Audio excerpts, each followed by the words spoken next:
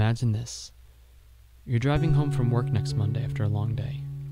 You turn on your radio and you hear a brief report about a small village in India where some people have suddenly died, strangely, of a flu that's never been seen before. It's not influenza, but 4 people are dead, so the Centers for Disease Control is sending some doctors to India to investigate. You don't think too much about it, people die every day, but coming home from church the following Sunday, you hear another report on the radio. Only now they say it's not 4 people who have died, but 30,000 in the Black Hills of India. Whole villages have been wiped out, and experts confirm that this flu is a strain that's never been seen before. By the time you get up Monday morning, it's the lead story. The disease is spreading. It's not just India that's affected. Now it's spread to Pakistan, Afghanistan, Iran, Iraq, and Northern Africa, but it still seems far away. Before you know it, you're hearing the story everywhere. The media has now coined it the mystery flu. The president has announced that he and his family are praying for the victims and their families and are hoping for the situation to be resolved quickly. But everyone is wondering, how are we ever going to contain it? That's when the president of France makes an announcement that shocks Europe. He's closing the French borders. No one can enter the country. And that's why that night you're watching a little bit of CNN before going to bed. Your jaw hits your chest when a weeping woman's words are translated into English from a French news program. There's a man lying in a hospital in Paris, dying of the mystery flu. It's come to Europe. Panic strikes. As best they can tell, after contracting the disease, you have it for a week before you even know it. Then you have 4 days of unbelievable symptoms, and then you die. The British close their borders, but it's too late. The disease breaks out in Southampton, Liverpool, and London. And on Tuesday morning, the President of the United States makes the following announcement. Due to a national security risk, all flights to and from the United States have been canceled. If your loved ones are overseas, I'm sorry. They cannot come home. At least until we've found a cure for this horrific disease.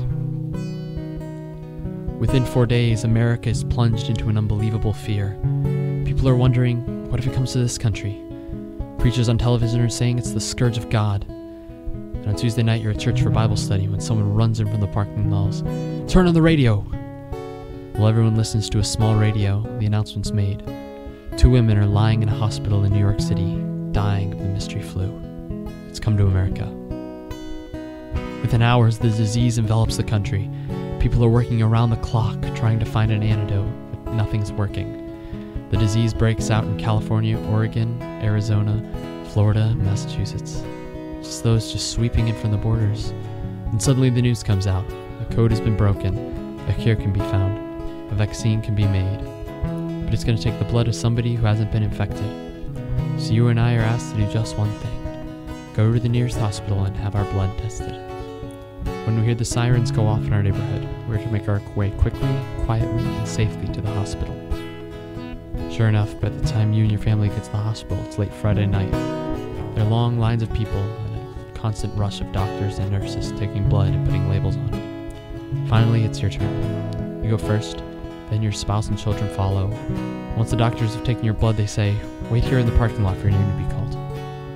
You stand around with your family and neighbors, scared, waiting, wondering quietly to yourself, what on earth is going on here? Is this the end of the world? How did it ever come to this?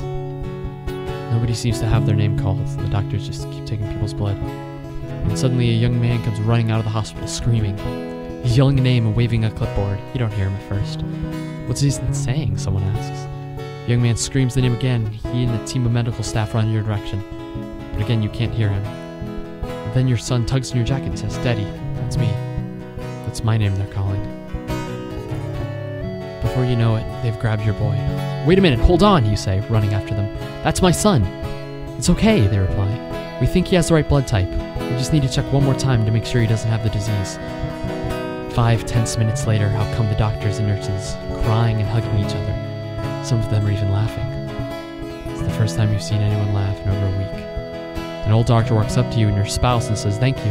Your son's blood is perfect. It's clean, it's pure. He doesn't have the disease, and we can use it to make the vaccine." As the news begins to spread across the parking lot, people scream and pray and laugh and cry. You can hear the crowd erupting in the background as the gray-haired doctor pulls you and your spouse aside. I need to talk to you. We didn't realize that the donor would be a minor, and we need you to sign a consent form. The doctor presents the form. You quickly begin to sign it, but then your eye catches something.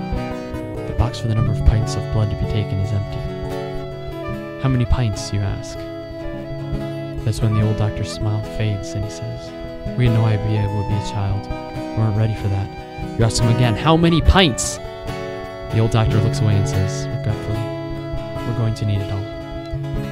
But you don't understand. What do you mean you need it all? He's my only son. The doctor grabs you by the shoulders, looks you close, straight in the eye, and says, we're talking about the whole world here. Do you understand? The whole world. Please sign the form. We need to hurry. But can't you give him a transfusion, you ask? If we had clean blood, we would, but we don't. Please, will you sign the form? What would you do? Well, you sign the form because you know it's the only thing to do. Then the doctor says to you, would you like to have a moment with your son before we get started? Could you walk into the hospital room where your son sits on a table saying, Daddy, Mommy, what's going on? Could you tell your son you love him? And when the doctors and nurses come back in and say, I'm sorry, we've got to get started now. People all over the world are dying. Could you leave? Could you walk out while your son is crying out, Mom, Dad, what's going on? Where are you going? Why are you leaving? Why have you abandoned me?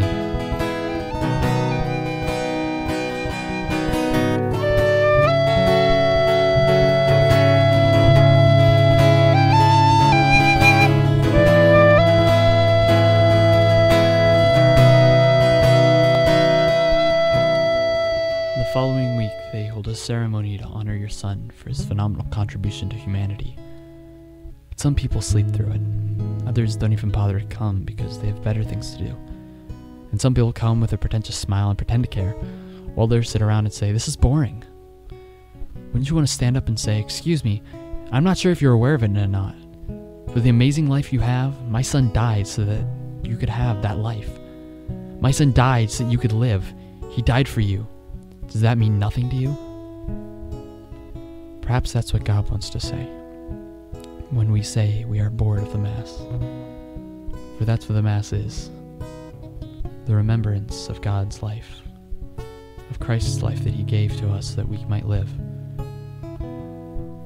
So let's not say we're bored or come unprepared.